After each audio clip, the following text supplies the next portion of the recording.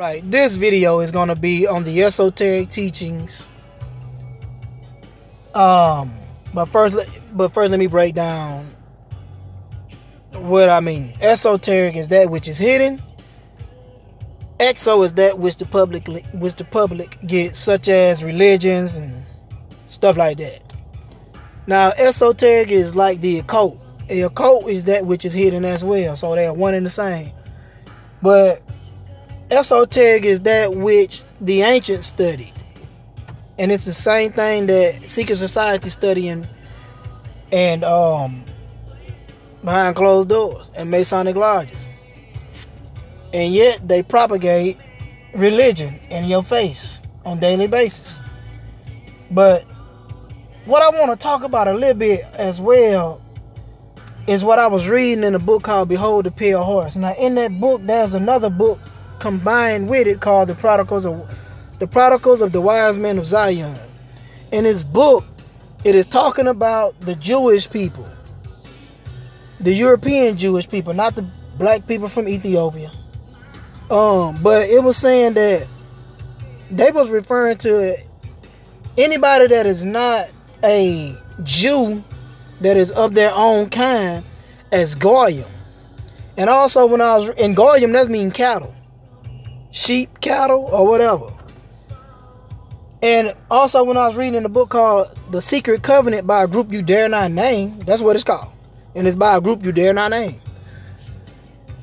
These Jews, according to this book, they said we must never mix our blood with anybody else other than a Jewish person. So when I was researching it, I was like, damn, these people actually have sex with their own cousins, and they marry their own brothers and sisters. Okay? And when I was reading the Prodigals of Wise Men of Zion, it was saying that one part in there said, and it kind of like made me think about what I read in the Bible. One part in there said that because we shall rule behind the curtain, we shall become like God. Now this made me think of, I think it's 2 Thessalonians, where it says that I know him, I know those that sit themselves in the seat of God, showing themselves as God, but they are not. Now they didn't say it in the Prodigals of the Wise Men of Zion, that because we shall rule behind the curtain, we shall become God. Ain't this some shit? And now, the Jews own the media, the music industry, and all this. So they have the power to sway your subconscious mind. Because we know media, TV, and all that stuff, it sways the subconscious mind. So this is why they have the power like that. And anybody that ever tried to own any portion of media wind up either killed, in prison. Look at Bill Cosby and all them. Look at Prince. Look at Michael Jackson. So, shit. And people like that, you look at Sam Cooke. He tried to own some shit, some record company. Look at him. So, I mean, anybody that challenges their power, as far as like ownership to controlling something, as far as like on a mass scale, some type of way, they wound up missing a head. But anyway, I was reading that and I thought about that. How it corresponds. Also, when I read the Imram tablets, which was carbon dated to be 12 to 36,000 years old. Okay, now it says that though the Atlanteans said that some beings came down. And when they came down, they were able to shapeshift through magic and look just like the men on earth and women on earth. He said what they did was they went into the high places of those that ruled, and they killed them off, the government officials, and they shapeshifted and took on their form. And then they just fucked Atlantis up from the inside out. And there is a correspondence with this, because these beings today, there have been people being caught, and see, from my research, there have been beings caught shapeshifting, looking reptoid. And from my research, these beings came from Orion. So there's reference in the Bible of beings coming from, there's reference in the book of Psalms where it says, what is as sweet in the eyes of God as the belt of Orion. So this is, the God in the Bible is a bloodthirsty God. He always killing something, sacrificing shit, lambs and goats or whatever the hell he sacrificing shit.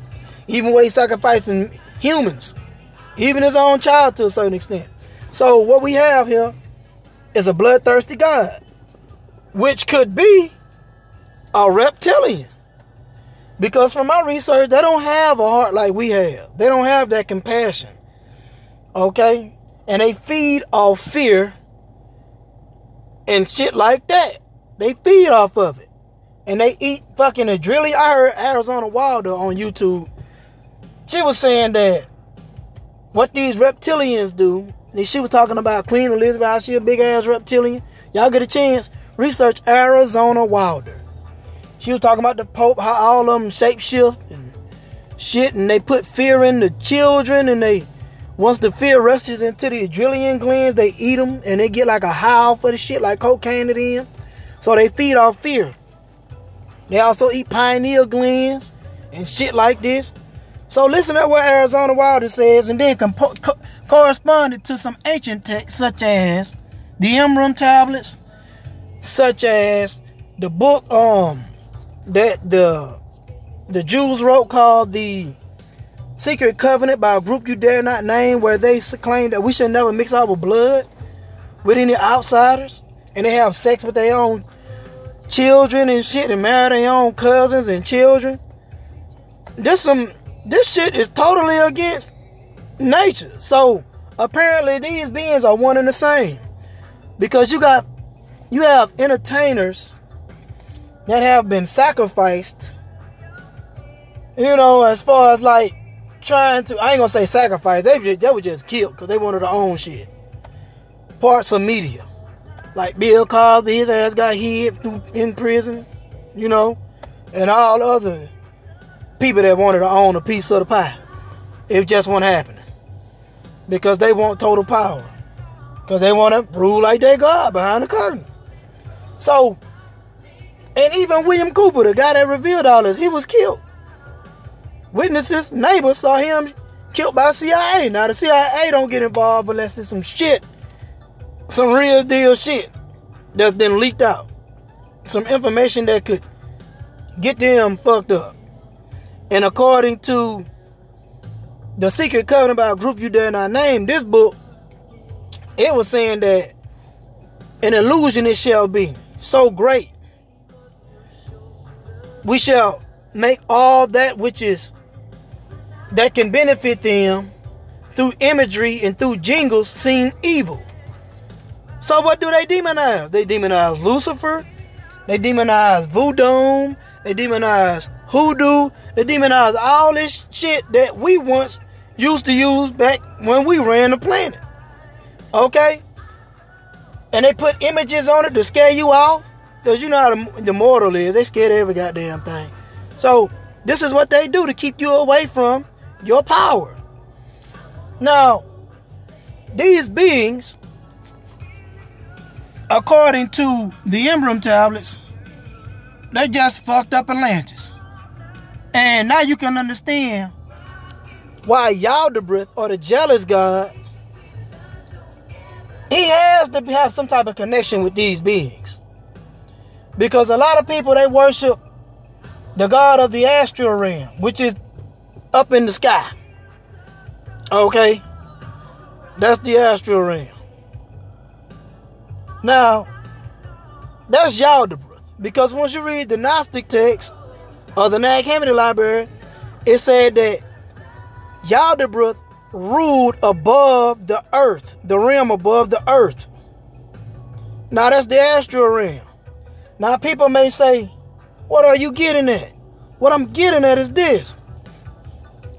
If you praying to a God that sacrifice, that kill, what kind of shit is that? When one of his own laws is thou shalt not kill, but yet he's killing. Okay? Even to the point where he's sacrificing. That's a reptilian type God. That's some Illuminati type elite shit that they've been doing with these children, sacrificing them at Bohemian Grove. Same thing Arizona Wilder said. Type shit that the God in this Bible is doing. So I'm presenting to you that the God in the Bible, I'm saying that it's two gods in the Bible for one. One is a reptilian and one is a righteous God. But the reptilian God is that God that the elites are praying to and sacrificing. If not, this reptilian itself is that damn God. But there is a correspondence between Yaldabaoth, the jealous God, and these reptilian beings. And as the Bible say in the book of Psalms, what is as sweet in the eyes of God as the belt of Orion, where these reptilians come from. Now in the book called the Akin, it said that the Syrians and the reptilian, or the Syrians and the Orions went to war this was eons ago. But they made a allegiance with each other, some type of way through marriage. So one of the Orions married on to the Syrians, and this was to squash the beef between the two. This is the way they did back in the ancient world. Anytime they wanted to squash a quarrel that would start a big war between each other, one of the family members would marry on to that family and would have children. So this way you get the Sumerian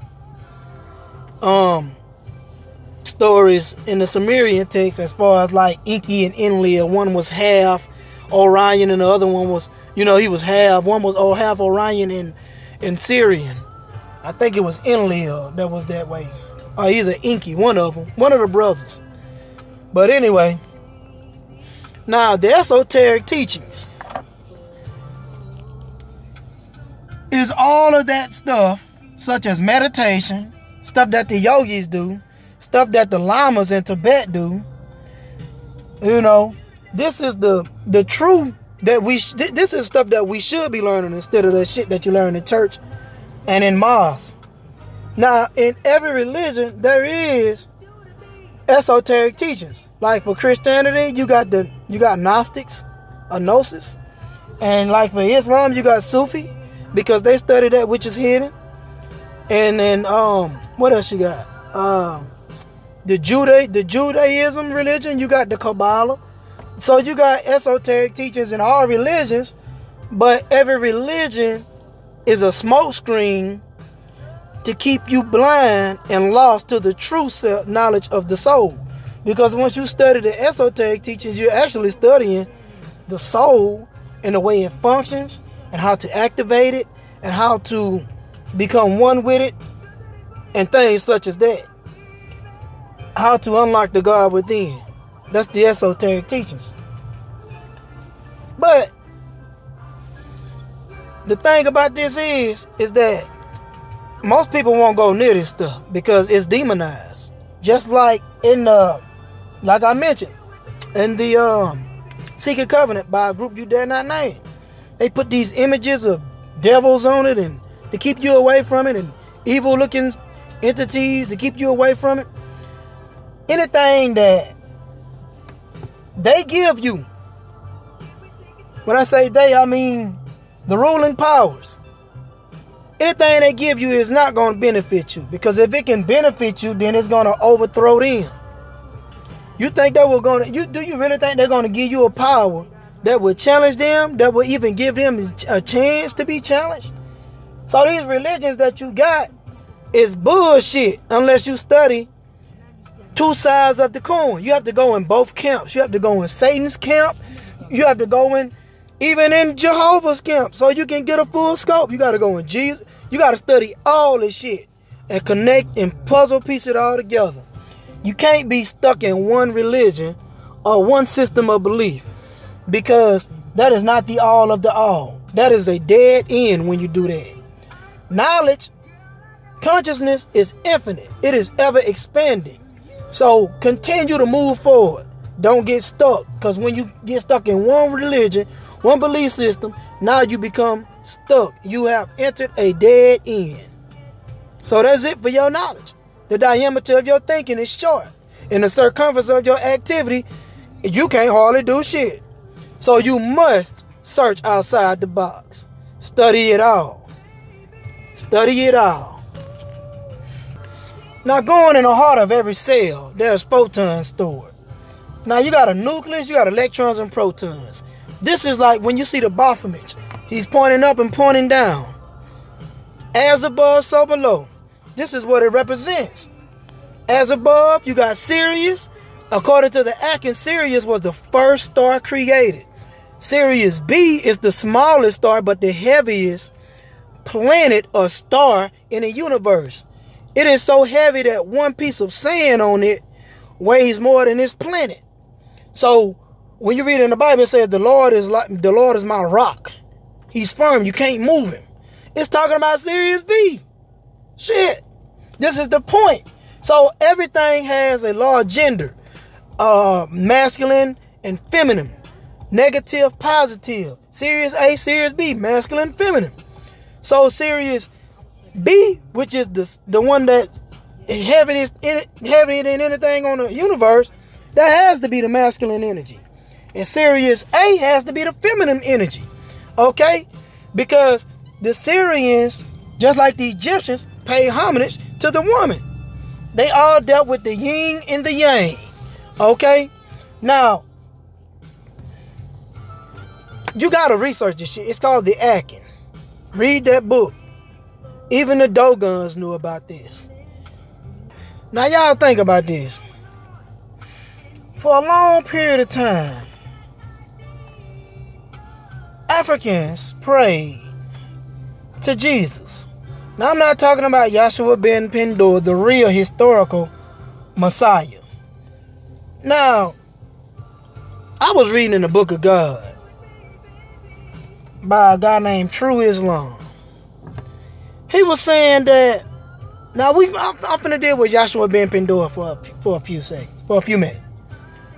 Yahshua ben Pendur, according to the Knights Templars, which were the pirates, they worked for the Pope of Rome. And they would snatch, merchandise, this and that. Sometimes they would even go blend in and play the role as far as being a part of some organization's religion just to get in and steal shit. Okay, but they would steal shit and give one share to the Pope, and then they'd keep some shit themselves. So they worked with him.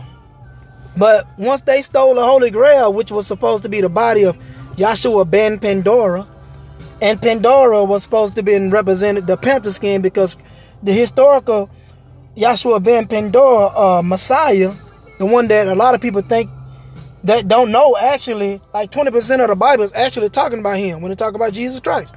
But like he was a militant. Like when the Bible talks about cutting off the sword, where Jesus say, go get you a sword and draw your sword. Sell some of your coats or something, get a sword. That's Yahshua ben Pandora. He was a revolutionary. Okay, he already knew what money was. The root of money was evil. So he was against the money currency. So he was trying to get rid of that, because he knew that it would enslave people to death. Okay, but anyway, this historical Yahshua ben Pandora was documented and recorded in history by the Knights Templars as being a short man, no taller than 5'3", Ethiopian descent. He had a humpback. His back looked like it had an arch in it, like a deformity. So when I seen the movie The Hunchback of Notre Dame, I seen how humble this fella was, and it was ugly. And after I read that, I said, but damn, they make a mockery out of the man by making the movie Hunchback of Notre Dame. Because when I read what the Templars said, they say he wasn't that agreeable to look at. Excuse me. But he looked like a child, sort of. He had a shaggy beard or whatever.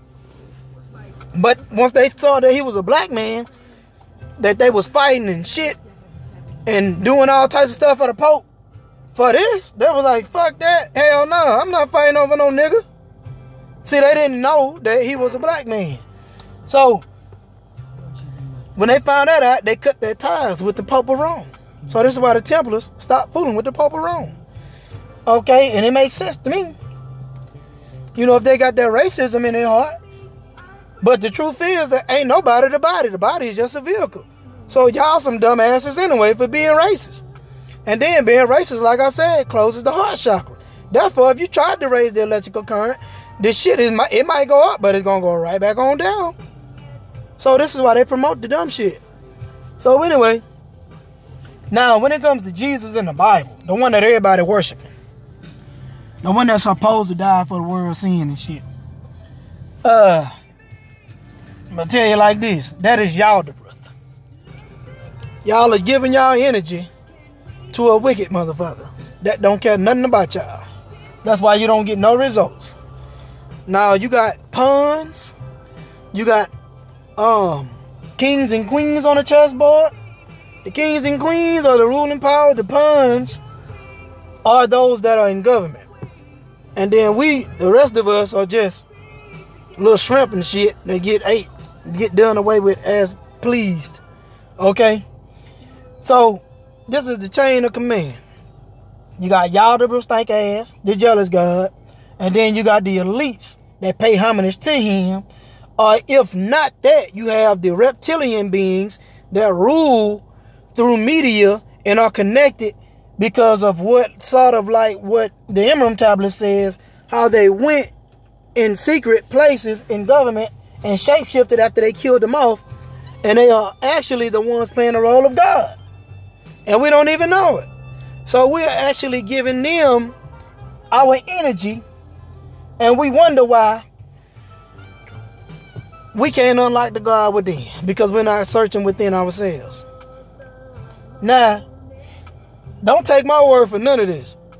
Y'all got to get that fire in y'all heart, and y'all got to have the desire to research stuff on your own. Don't just take nothing off face value what somebody tell you. Because a lot of the time, people just be running their damn mouth, don't know what the hell they talking about. And you really don't, you just going off of research, really, when you do this. But that's all we got, unless you actually tap into your third eye, your pineal gland, and you're able to witness stuff on your own, like the Akashic Records, and see stuff as it actually happened. Because once you enter the Akashic Records, you can see everything that ever happened in the past and what's to take place in the future, like major events. Okay? But unless you done went through something personally, then you know it's valid. But you got to challenge everything.